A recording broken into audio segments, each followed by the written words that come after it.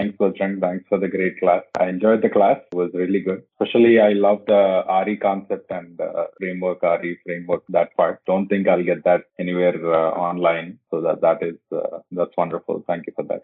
Yeah, I worked on UiPath for a brief period of time, like 2 years ago. We developed some POCs and we shifted to Blue Prism after that because we weren't getting service level agreement at that point of time from UiPath. Done a project in Blue Prism in a manufacturing domain, but I was not involved in Blue Prism for a long time. I was into manufacturing, but it's good. I'm looking forward to taking a UiPath at the moment now. So we'll see how it goes. So what is the change that you have seen for the past 30 days? There is a lot of change. I wasn't able to understand the variable concept. UiPath also upgraded a lot in 2 years. It was not this advanced 2 years ago. I think to learn that new concepts and advanced concepts, it's